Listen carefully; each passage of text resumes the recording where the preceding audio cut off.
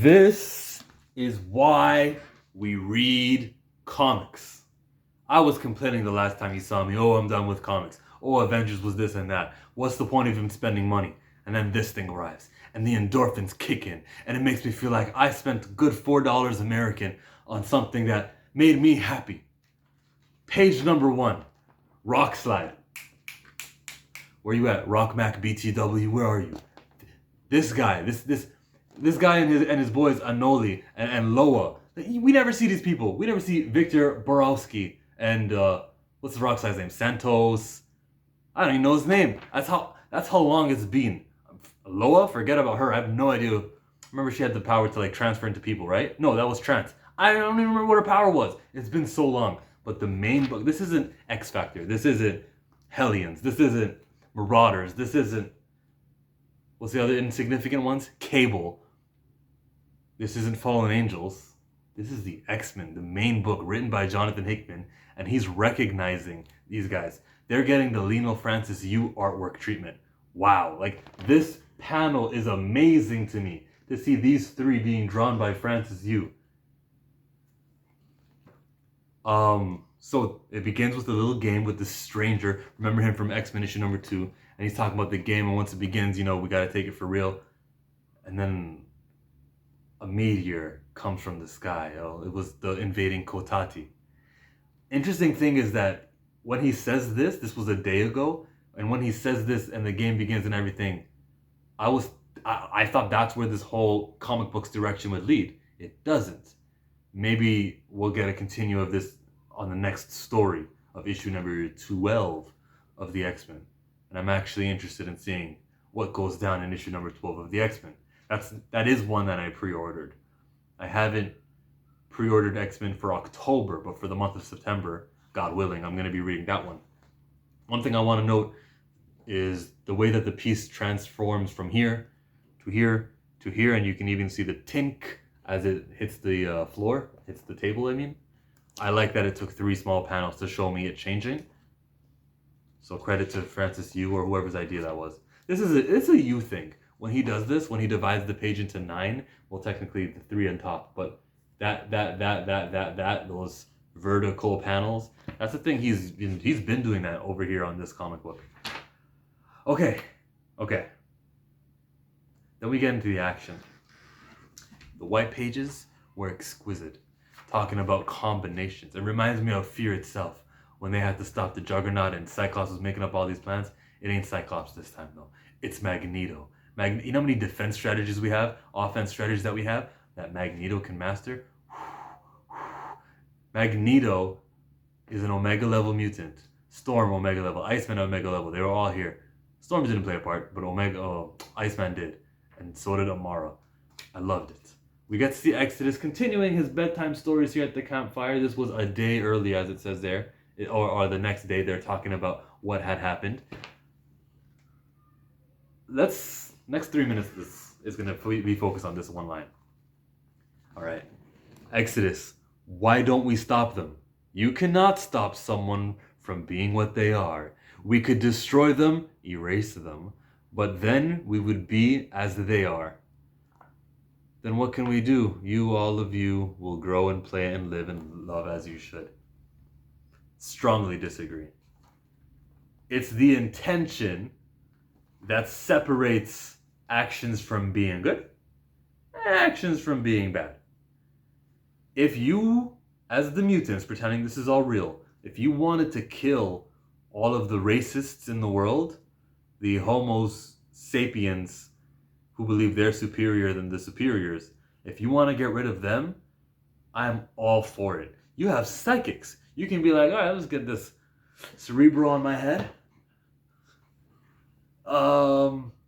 Okay, we got one in the White House.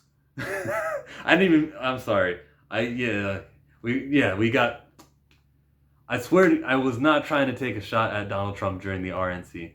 Actually, side note by now, I like what Donald Trump said when he was talking about the favored nations act or clause about how you guys can get Americans, I'm Canadian, you Americans can get medications at the lowest price that the pharmacy, that the companies are selling it, that the manufacturers are selling it for.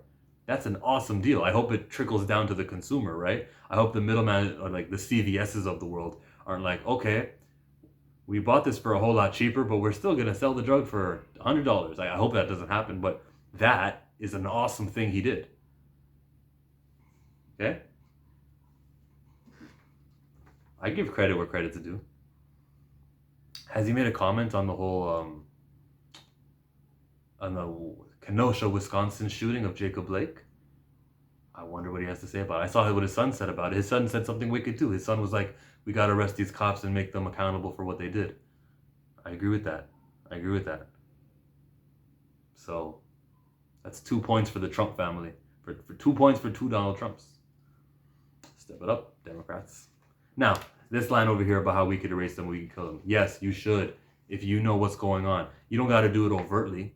You got boom boom. You can be like, hey, drop a little something something, mail it to this person, make it happen. Look, it'll look like a kitchen fire. Boom. You know how discreet you can do stuff like that? We were just talking about the new X-Men, the Academy X people. Hey, Dust, can you just go over there, make them breathe in your dust, and kill them the way you killed me? Like, that's the way she killed Exodus back in Messiah Complex, remember? Emma Frost made her do it. But they could do that. They can covertly assassinate basically any racist, anyone who's done anything online crazy, anyone who's a threat to their livelihoods, and leave everyone else alone.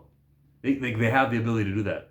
They have the ability to do more than that. Did you see what Magneto was doing in here? I'm sorry though. To hear that line about we could destroy them, but then we would be as they are, you wouldn't be as they are. You would be saving yourselves from them. Them being bad, it's called defense. Like, it's defending yourselves from threats. And it's not even like, well, maybe, we don't actually know. Moira lived 10 lives. I think 9 lives, technically.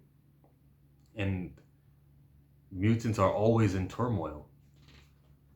So I didn't like that line. Now we get to the good stuff. We need Maggie Mags. We need the Emperor of Magnetism. The Maestro of Magnetism. No, that's not it. The Master of Magnetism. That's what he is.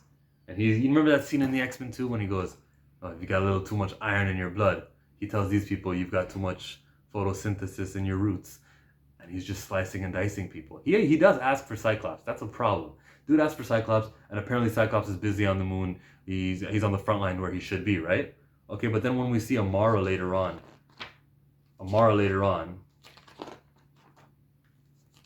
here it is.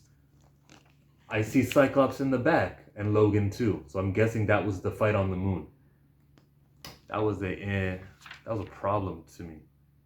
Unless he's not on the moon. Unless he was done. That's what I thought. Well, maybe he was done finishing fighting. By the time we saw that scene with Amara on Krakoa, he had come back to Earth. But then at the end of the comic, they're going to be like, oh, time to go to the moon now. Let's finish up. So what happened? I do like the idea, though, that the mutants kept on fighting. They didn't just protect Krakoa. They're like, let's just protect the Earth. Because who knows, though, maybe some humans, some undecided voters are watching, and they're like, oh, look, them X-Men just saved us from the aliens. They're not so bad. They just helped me. But maybe others are like, oh, they only did that to save themselves. They're only thinking about helping themselves. Because you know how racist can be. I love that I can say they're racist and actually be totally correct by saying that. Because it's just a separate race. Literally a separate race. Not like a different pigmentation. It's cool, right? Yeah. So the ultra super sick plan is that they're going to use iron inside of the lava, elevated. This is one of those plans they were talking about earlier in the white pages.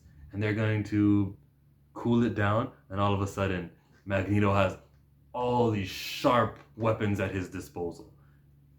That's what I'm talking about, Jonathan Hickman. That's why you're intelligent, Jonathan Hickman. I love that part of it.